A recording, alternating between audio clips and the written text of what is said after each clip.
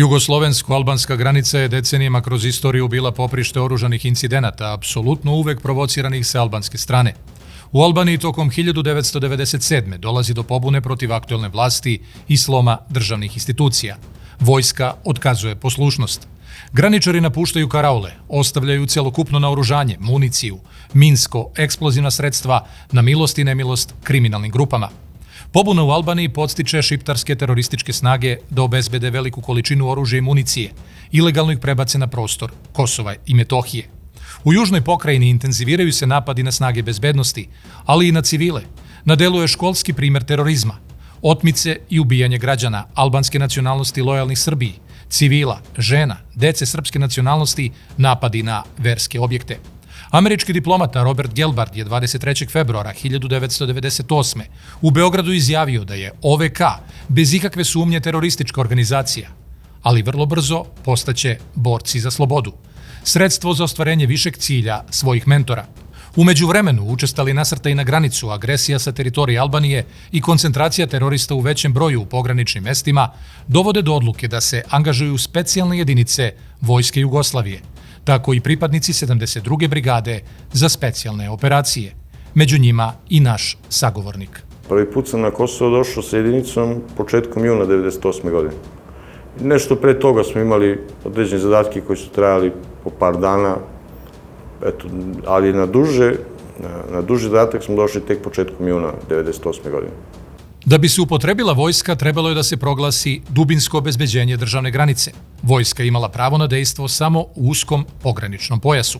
Kako je od sredine 1998. doneta odluka o proširenju graničnog pojasa sa 500 metara na 5 kilometara, povećao se i prostor koji se mogao kontrolisati. Najgore, najjače baze, najjači otpor, najjači sukobi su se dešavali upravo u tom pograničnom pojasu, nekoliko kilometara od granice, znači ta sela koja su bila u tom pograničnom pojasu.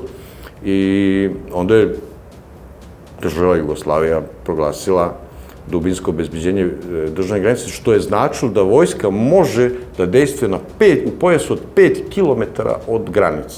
I istog momenta su mi poslati tamo i stavljeni u dejstvo. Mi smo recimo dobili zonu odgovornosti koja je tih 5 km puta 20 km, znači 100 kvadratnih kilometara. Te smo trebali da lociramo, napravimo kontakt i ostvarimo kontakt i neutrališemo terorističke grupe ili na neki način ih razbijemo. Tu je bilo dosta tih mini baza, većih baza terorističkih. Mi kad govorimo o bazi, to je recimo zasela oko 30 kuća skroz opasan rovima, bunkerima, minskim poljima i čime sve. Znači, civila nije bilo. Znači, nije bilo. Bilo je u nekim drugim mestima koji su malo dalje, naravno. Ljudi su tu totalno normalno živjeli. U Đakovici se uveče su radile bašte, muzika, a samo par kilometara odatle u Popovcu se, na primjer, vodile borbe sa policijom, vojskom ili čime već. Po dolasku na zadatak, pripadnici jedinice upoznaju se sa terenom i protivnikom.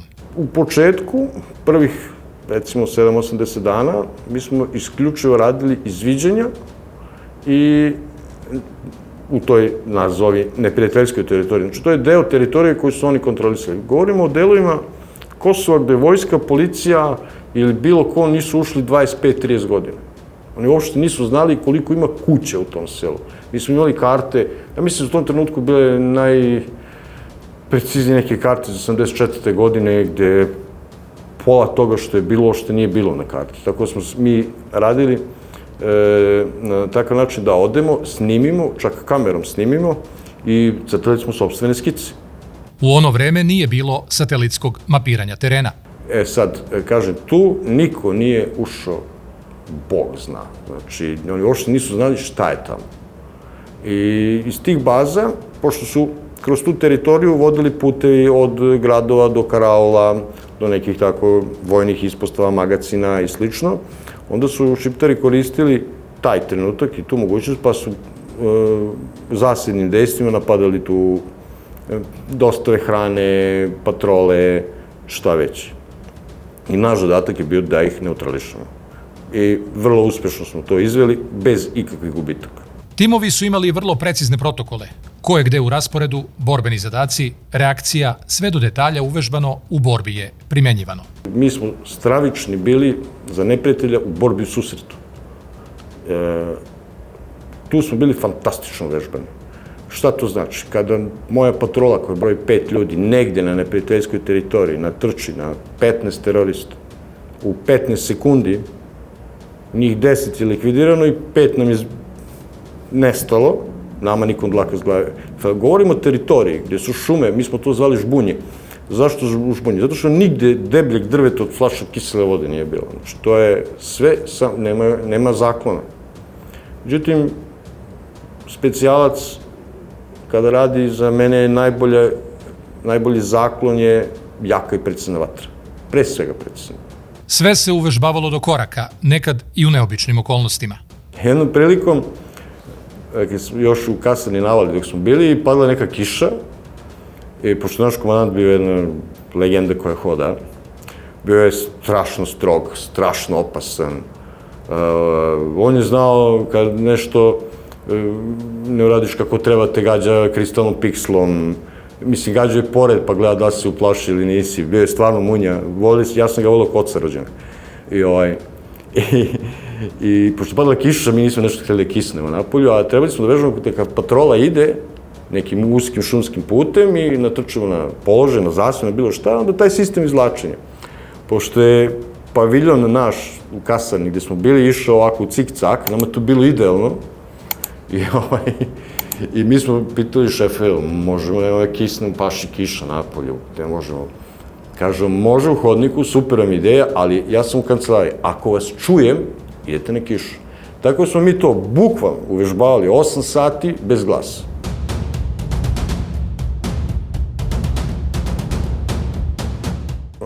Moj radni dan, ako tako mogu da nazovem, bio je ustajanje pred zoru, patrola kreće, znači maskina disciplina. Na primjer, u šumi morate da nosite duge rukave, zato što koža reflektuje, onda se mažu boje preko lica, isto da se ne reflektuje. Znači, ja moram da izgubim obris čoveka. Moram da pazim na horizont iza sebe, da nisam silueta. Jer, znate ono, kad kažu, ona čuvena izreka, pucaju sve što mrda. Čovek u borbi prvo primećuje pokret. Znači, to je broj 1. Pa onda siluetu, pa tek treća stvar je razlika u boji.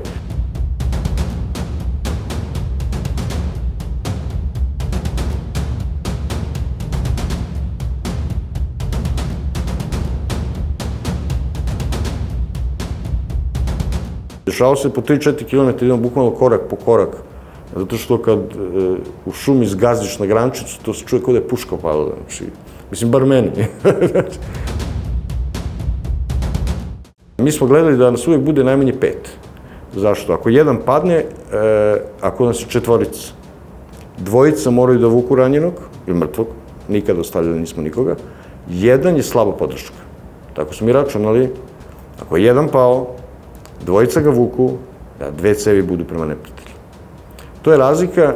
Nama je SS dosta poslužio kao neki šablon za rad, neke stvari koje su oni radili.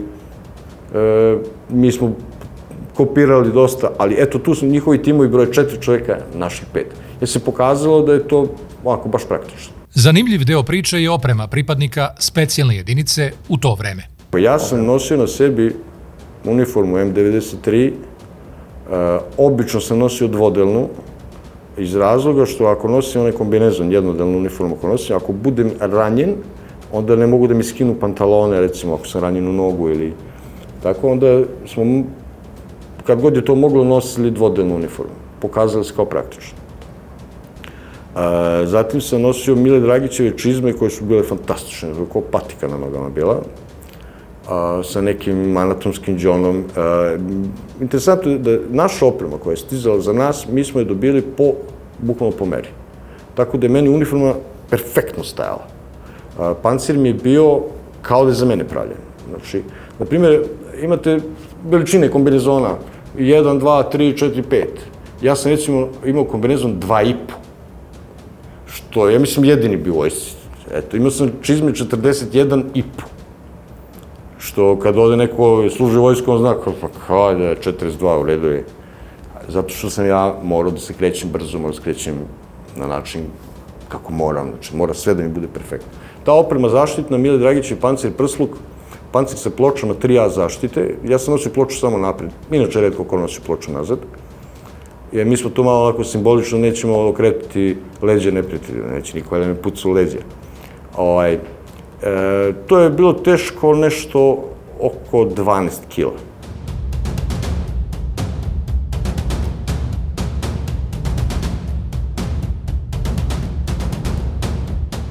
Glavno oružje mi je bilo PKT, puško mitralje za M84, za koji sam nosio 600 metaka. Znači, to su 4 redenika po 150. U kutiju staje 100, fabrički, tako bi trebalo ide, ali ja sam našao način da pakujem 150. U tu malu kutiju praktično, prvo imao sam više, a drugo nije mi zveckalo. Što je opet vrlo bitna maskina disciplina. Pored toga sam nosio rezervno oružje, to je obično kalašnikov, sa jednim onim vojnim BK 150 metaka, plus pištolj CZ-99 sa 75 metaka, 2 do 6 bombi, 100 grama trotila, plastike, svega već, vodu, hranu za 2 dana, toalet papir, šta god. Fizička sprema i volja da se u odsudnom trenutku što brže reaguje. I pod punom ratnom opremom Sokolovi 72. brigade stizali su na zadatak u vremenskom okviru koji je skoro nezamisliv. U tom trenutku sam ja imao 68 kila, 70 kila težine, a kad stajem na vagu bio sam težak 110. Da, 40 kila opreme sam nosio. I sa time idete onako. Fizička sprema je naravno vrlo bitna da bi neko radio taj posao koji radi. Naše jedinice sa takvom opremom prelazila 20 km po terenu za 2 sata. To su nam jedno merili jer je bilo pitanje ako bi neko upao u problem, za koliko bi mi mogli peške da stignemo do njega. Znači, ako je neko u okruženju, neko je zakucan negdje, mi mu kažemo drži se 2 sata, stižemo. On je 20 km i stižemo. Iskustvo i vrhunska obuka stvara rutinu reagovanja profesionalca u dramatičnim situacijama. Iskustvo vojnika se svodi na to da ceni situaciju, koliko nešto opasno nije i koliko nešto, aktuelno. Naprimjer, mi nikad nismo gađali rafalnom paljbom. Znači, to se nikad nije desilo. Mislim, ja sam iz mitraljeza morao, naravno, nemam jedinačno, ali puškom se nikada nije opaljao rafal. Tako se desi da nas 10 u nekom napadu sa 5 metaka, sa 5 opaljenja, likvidiramo 5 terorista. Sad zamislite onu stranu neobučenih vojnika koji je u datom okruženju strašno uplašen za svoj život i onda on ima ispred sebe takvu ekipu da kad god je neko digao glavu, dobije u glavu. To je strah fantastičan. On jedino što mu ostaje, to je ta puška i tih 50 metaka koje on istrese za minutu.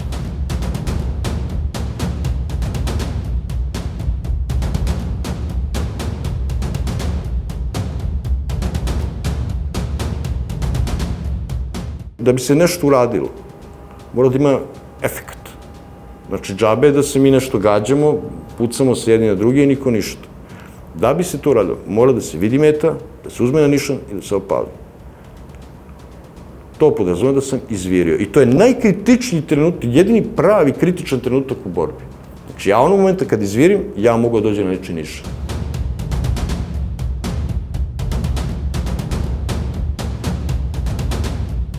Onog momenta kada neko dođe u situaciju, se sukobi sa ekipom kakva je bila naša, njegov strah je nevjerojatan.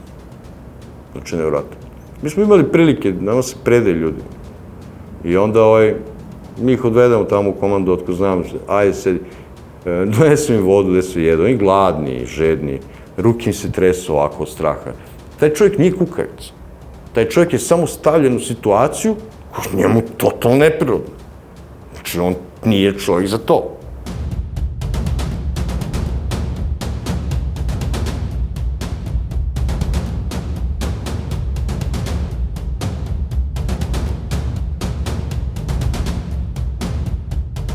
Kad uđem u borbu, ja znam, kad počnemo, ja vidim da li oni pogađaju, ne pogađaju, da li je to nešto prošlo blizu ili nije, ili puca po drveću 3 metra. I onda ja znam, kao obučen, oni kao iskusan, ja znam koliko je nešto opasno.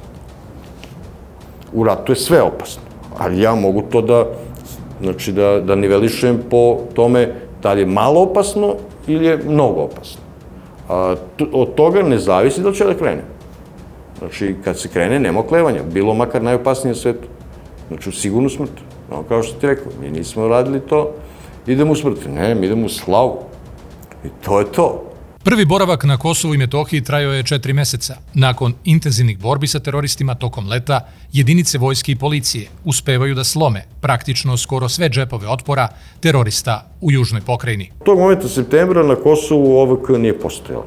Statistički gledano, oni nisu postojali. Od 17. augusta nadalje, znači oni su bili statistička greška na Kosovu, nisu postojali. Znači sve veće, iole veće grupe, baze i to je sve bilo neutralisano. Znači to odgovorno tvrdim i znam. Nakon toga je OEBS i ovi su došli i rekli specijalni jedinici moraju da se vrate, nema oružja, mislim, preko 20 mm ili kako beše, ja mislim nisam ni pratio nešto u to vreme, to me nije zanimalo. Tako da su oni iskoristili to vreme i polako se vraćali i eto što se desilo.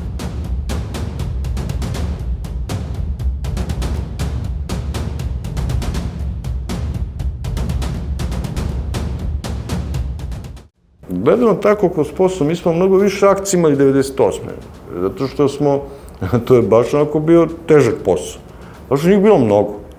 To su bile pune šume nekih baza, nekih logora, nešto i onda mi to napipamo, nađemo ih pa 5 dana, pa akcije, pa svaki dan u izviđenju kontakt sa neprijateljem, bukvalno svaki dan, nekad po 2-3 puta dnevno, pa noću zasede, vrlo interesantno, oni su koristili noć pa su raznim prohodnim pravcima ubacivali oružje, amuniciju, pokušavali su da ubacuju to na teritoriju Kosova. Mi smo sve to hvatali, presretali, sprečavali. Tu bukvalno svakodnevnih borbi smo imali. Među 99. u tom trenutku terorista nije bilo na Kosovu. Znači, na granici su se vodile borbe. Na Paštriku, na Košarama, na Đenerala Jankoviću i otko. Sad to je jedna ovako malo opsežnija ratna situacija. Jer imamo napad iz vazduha, imamo artiljeriju koja nas gađa, imamo pešadijske upade, svašta. Znači, mnogo je drugačije. Tu se mi nađemo kao specijalna jedinica, kao ljudi koji rešavaju nešto što drugi nisu mogli da reše. Ne znam, sad nešto se desi, zauzeli su neki položaj, ovi momci ne mogu to da vrate, onda oni dignu nas, mi odemo tamo, to rešimo, pa čekamo u bazi sledeći zadatak. I tako se... Znači, mi nikada nismo držali neku prvu liniju, neke rovove, to se nije desilo. Mi nikada nismo radili odbrambena dejstva. Znači, ni jednom nismo bili na položaju koji se brani. To nikada nismo radili. U proleće 1999. bataljon se suočava sa prvim gubicima ratnih drugova. Mi smo bili bataljon vojne policije za protivteroristička dejstva. Govorim bataljon. Bataljon u vojne policije broji 500 ljudi. Međutim, naš bataljon je bio specifičan. U tom trenutku mi smo jedina jedinica koja se na pravi način bori protiv terorizma. Takav nam je opis zanimanja bio. I nas je bilo 40. Znači, ukupno nas je bilo u bataljonu 50 sa komandom, sa sanitetlijama. Mislim, i ti sanitetski tehničari su takođe, naš doktor koji je bio, u tom trenutku poručnik Mirko Jovanović, on je bio, završio medicinski fakultet, oslužio vojsku, aktivirao se u vojsci i došao kod nas u jedinicu da bude doktor, kompletnu obuku i padobransku je završio i sa nama je bio u grupi u dejstvu. A dok je svaki tim, svaka četa, svakih 10 ljudi je išao jedan sanitetski tehničar. Koji su takođe prošli kompletnu protivterorističku obuku i učestvovali u borbi, naravno. Ali je on stručno lice u slučaju neko ranje. Tako da je tih 40 ljudi dobili zadatak da razbije šiptarsku OVK brigadu. To je akcija koja je trajala duže vreme, znači nije to samo krenuli pa ih napali. I u napadu na jedan repetitor koji je bio vrlo onako statička tačka poginuo je Mirjačić Goran. Sa mnom je bio 4. Ja sam tu bio nekom drugom zadatku, nisam bio tu.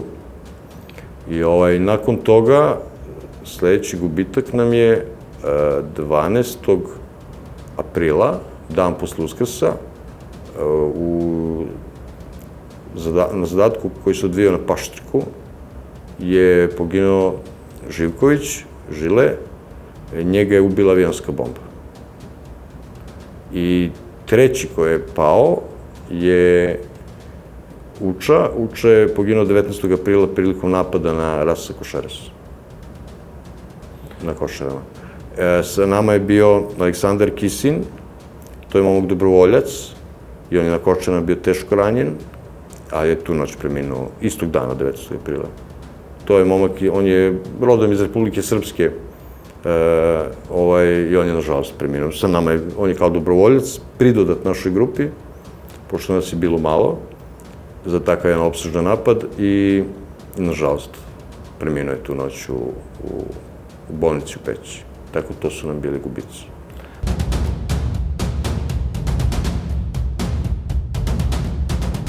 Bila je situacija jedna vrlo interesantna. Jedna naša ekipa bila je neko veliko mesto, a onda je jedan klanac to veliko mesto povezivao sa jednim manjim koje je u stvari bilo baza i opasano rovima. To je neki prvo vreme kad smo mi bili dole. I onda smo mi ukapirali, to mesto je bilo totalno prazno, to veliko.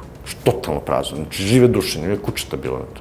Ni civila, ni naoruženih ljudi, nikoga. Ali smo mi ukapirali da oni iz tog manjeg mesta, tog zaselka koji je, kaže, opasan rovima, bunkerima, čudo, oni dođu predveče i da uzmu hranu, da vjerojatno prespavaju kući, jer tamo nemaju mesta. Ih je tamo stvarno bilo mnogo. I ekipa je rešila da se popne u najveću kuću koja je tu, pošto je bilo 3 sprata, jer ima najbolji položaj za osmatranje. Da vide kojim će pravcem oni da se izvuku, tu ima nekoliko tih staza, prolaza i to. I njih je bilo 6 i oni su se popeli, ne računajući na to da će 30-40 terorista doći baš u tu kuću. Tako da su oni noć proveli na 3. spratu, a ispod njih spratu ili 2 je bilo poprilično broj terorista, a sreće oni su videli sve gde su ovi prošli to i sutra smo postavili zasedu i odme likvidirano određen broj terorista. Znači to im je baš onako prvi gubici su im bili u kontaktu s nama.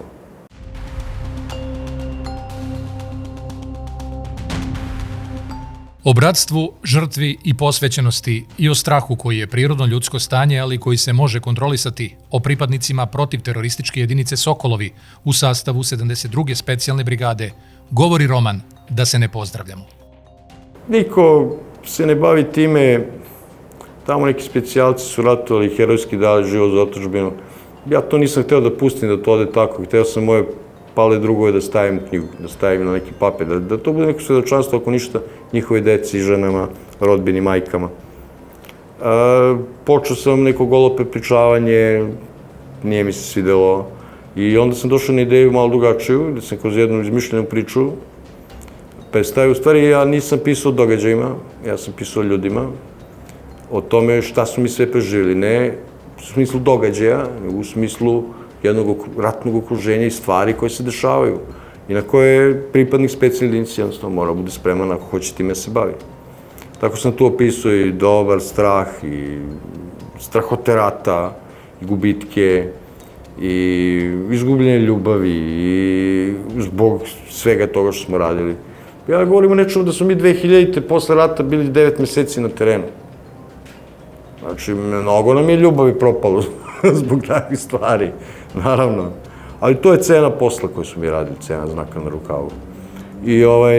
I tako sam ja napisao tu knjigu gde jedna novinarka, to je izmišljeni deo priče, novinarka dobije zadatak da snimi migrante u Krnjači i onda tu sreće devojčicu iz Afganistana koja hoće se vratiti nazad kod bake u Kandahar i ona nekim načinom dođe do Kabula i tu je čeka Security Job agencija u kojoj je glavni lik jedan Vukašin Petrović koji je tipični pripadnik, kroz njega sam prikazao sve nas. Znači to je jedan čovjek ovako prosječan izgled čoveka iz moje jedinice. On je takav. Svi smo bili u plus minus, neko bio malo prgaviji, neko malo smireniji, ali u prosjeku smo bili kao taj Vukašin Petrović. I u tom putu od Kabula do Kandahara oni razgovaraju, zbližavaju se i onda on njoj priča o tome da on nije mašina za ubijanje, da je imao vrlo pozitivne emocije u životu koje, nažalost, mora da sklanja jer nema vremena za tako nešto, da se i on boji kao i svaki drugi čovek, da je da to što je preživeo, da je 9. krug pakla za to ništa, da je gubio dobre drugove, da je, eto, znači, pa meni su najbitnije reakcije mojih ratnih drugova. I što se toga tiče, njima se svidelo i, eto, to je meni sasvim dovoljna kritika, ali do sada od knjiga koje su prodate, ima fantastične reakcije, eto, bez lažne skromnosti. Još uvijek nemam negativnu kritiku. Sad, verovatno se nekom neće svidjeti, bože moj, ne bežimo od toga. Naravno, ali eto, pisan jednim lakim stilom da može lagano se čita, jer ja volim takve knjige, čitam i tako sam i pisao. Sad, te ratne priče koje se pojavljaju u knjizi su 95% autentične. Zašto? Malo sam sredio dijaloge, ne je bilo mnogo psovki, mora da bude malo, naravno, jer mi smo i to, ipak naš rečnik bio takav. I recimo nije tačno, tu se spominje se Džedeva smrt kada je on umro, pošto je radnja odigrala u knjizi maja 2015. taj moj ratni drug je preminuo oktobra. Znači, eto, ja kažem, svaki put se izvinjavam njegovoj porodici ako to je išto, ali nisam mogao drugačije da složim. I imena nekih mesta su malo drugačija. Ljudi koji su živi još uvek, njihovi nadimci nisu tačni u knjizi, a oni koji su pali, njihovi su tačni i imena su tačni. I kada gledaš Smrti u oči, nasmešio se. Knjiga opisuje deo tog straha koji smo, mislim, iskonskog straha koji smo mi preživljavali. Jedino što mi nismo imali mogućnost, ne znam kako bi to nazvao, nama nije bila opcija da nas nije smelo da se desi da nas blokira strah. Što nije smelo da se desi. Mi smo u strahu samo još bolje delovali. Komandant ti govorio, kad gledaš Smrti u oči, nasmešio se. I to je ženska osoba. Tako da, smrti se niko nije bojao. Sad nešto kao bojim se smrti. Ja nisam o tome ni razmišljao. Ja sam razmišljao, dobro sam ekipi, dobro sam obučen, fizički sam spreman. Šta god se desilo, neko će doći po mene. Ostaviti me neće.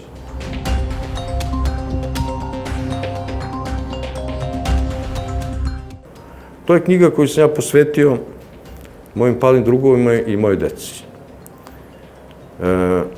Mojim ratnim drugovima. Jer mi se trudimo da ne zaboravimo ko smo bili. Mi smo vjerojatno još uvek, tako samo smo malo matoriji. Ali u spomen na pale drugove, da nije... Nekad čovjek pomisli ako neko je pao, možda je to bilo moje mesto, možda sam ja živ zato što je neko pao. To je teško razmišljanje, čovjeka to u nekom trenutku može da opterećuje. Čvrsti smo mi momci, nije nas nešto to lomilo u životu, ali hteo sam da moja deca, na nekima da oni dobro znaju čime sam se ja bavio, da ne samo da znaju čime sam se, ja bavio, nego da je postojalo, da je to neko vreme bilo puno heroja i ljudi koji su bili spremni da daju život za otadžbinu. Vidim da se sve manje se o tome priča i nekako se to gura u stranu. Ja ne kažem da mi treba sad nešto tu da držimo neko ratno stanje u glavama ljudi, ali treba držati. Ti heroji su ljudi koji treba da se spomenu svaki čas istorije u školi. 20. juna 1999. u borbi neporaženi, ali voljom politike primorani, poslednji vojnici i ratna tehnika Vojske Jugoslavije napuštaju teritoriju Kosova i Metohije. Jedna fotografija iz poslednjeg dana rata postala je istorijska. Interesantno je veče pre toga. Znači, taj dan nije interesantno koliko veče pre toga. Veče pre toga nas je Džeda iskupio, mi smo se izvukli, bili s Kosova možda dan, dva ranije, i mislim, jedan dan, i tamo smo se izvukli, to je to, kumanovski pregovori, kako već ide, šta ide, nije nam bilo baš pravo, ali ajde. I on je rekao, nas petorica, on i nas četvorica, on kao komandir, kaže, sutra se vraćamo na Kosovo. On je dobio takav zadatak. Šta smo mi mislili? Mi smo mislili da dve verzije. Jedna je da je neko naš u ozbiljnom problemu, da su ih okružili neki šiptari, nešto, da moramo da ih vadimo, ili da ćemo vršiti neku diverziju, da se jednostavno neće završiti tako kako se završilo. Da je neko odlučio, što bi naravno i uradili. Međutim, sutra nam se spustili oko Šumlije i onda nam tu kažu da idemo na pregovore. To je prvi put u životu da mi tako nešto radimo. Znači, a do juče smo bili u akciji. Da, interesantno što sam ja u tom trenutku na toj slici imao preko 300 metaka kod sebe za Kalašnjikov, ne znam, džemper ispod, jer ne znam gde ću zanoćiti. Bilo je napolju 35 stepeni. I sad šta je, tu je, mi smo došli i ja sam dobio zadatak da budem na liniji zajedno sa Englezima, na liniji dokle novinari smeju da priđu od strane Kosova do mesta pregovora. To je bio jedan šator, recimo, tu prema nadvožnjaku, i to je bilo dobrih par stotina metara od mesta pregovora. I vratio bi se na to večer. Mi smo mislili da idemo samo u biološku misiju, tu nema vraćanja. Što je to, uveče smo zvali kući, ko je imao oca, majku, ženu, ne znam, ja, skinuli pločice, skinuli dokumente, zvadili i to je to. Idemo i gotovo je. Nismo verovali da ćemo se vratiti s tako zadatkom. Međutim, ispalo je kako je ispalo i tu se pojavlja taj narednik koji je komandir odeljenja, recimo, ili voda, 15 vojnika, to je neka Desert Rats, pustinski pacovi. To je garda iz Vindzora. To je kao naša garda. Dva vojnika, pripadnici dve elitne jedinice, oči u oči, Saša Šajkić, vodnik prve klase 72. specijalne brigade i britanski narednik Gaz Robinson iz jedinice Pustinski pacovi, stajali su jedan naspram drugog punih 10 sati. Ono čime se on oduševio, to je pre svega što ispred sebe ima srpskog vojnika za koga on misli da smo mi čuvali ovce negde, koji govori dva jezika. Zatim, opremu koju sam imao, ovako poprilično bio zatečen.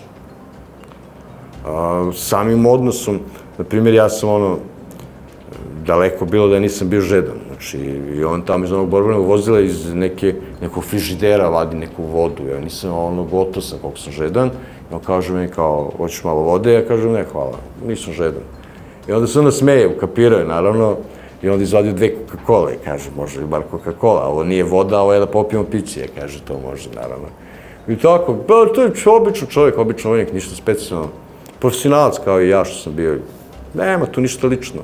Pripadnost jedinici ne prestaje činom penzionisanja. Soko ostaje uvek Soko, u bratstvu sa naslednicima koji s ponosom nose slavni znak na rukavu. Pa ja bih se prvo na ovaj javni način zahvalio tim mlađim ljudima koji nas, veterane, izuzetno poštuju. Znači, mi kad dođemo na te svečanosti koje se odigravaju u kasarni Ratko Nemanjić u Pančevu, to je dan brigade ili pomen poginulim pripadnicima ili nešto drugo, mi smo na neverovatan način nas dočekuju. Oni znaju sve naše priče, oni znaju ko smo mi. Ja sam eto 14. godine u penziju, masa njih je došlo i otišlo iz jedinice, ja ih nisam u vreme moje penzije, ali znaju sve i poštuju nas i nikada ne propuštaju da pozovu nas da dođemo, iako mi znamo kada treba da idemo, naravno, ali nas oni ipak pozovu i organizuju nam uvek neke, da nam daju po neku značku, po tako, stvarno, znači, ali ono što oni vratno znaju je, ne treba puno vremena provesti u jedinici da bi se ukapiralo šta je to. Pod 1, lična žrtva, odricanje i posvećenost poslu. Bez toga neće biti dobri. Pre svega, to znači da privatni život nemaju. To što imaju, to je samo maska. Njihov život je jedinica. I dokle god budu, tek kad shvate to, bit će pravi. Većina njih je naravno shvatila. To se vrlo brzo u jedinici shvati. Što se vrlo brzo shvati. Nema tu, nema opravdanja. Kada dobiješ signal, mi smo u ono vreme nosili neke pagere, dobiješ signal na pager, krećeš i gotovo. Tu nema razgovora gde si, šta si, da li si sa devojkom otišao na more ili si šta god. To je signal, ti si čovjek profesionalac, ideš radiš. To je ta lična žrtva koja mora se podnese i tu žrtvu u stvari mnogo više podnesu njihove porodice. Jer ta njegova supruga treba da on ode na neki zadatak i ona ostaje kući, navodim banalno sa 2 dece sama i ne zna da li će ovaj da se vrati. To nikada, jer eto skoro je dečko poginuo na vežbi. Te vežbe su toliko teške i ozbiljne da se dešavaju smrtni slučajevi. Govorimo o težini posla. Sad zamislite kad se ode na zadatak, taj zadatak za koji se obučavaju, koliko je tamo opasno. Zato mnogo je teško izbalansirati između toga da porodica bude srećna, da je on posao radio kako treba i eto, znači to je ono što je najteže. Na to moraju se spremiti. I nema straha. Ne smije se boje. Moraju da veruju. To je to. Da li bi posle svega išao istom životnom stazom? Da, 100%. Samo bi se ranije javio jedinicu, ne s 24, nego s 20, s 19. Da bi imao više vremena da radim. 100%, znači to je to. Nema greške da bi drugim životom živio.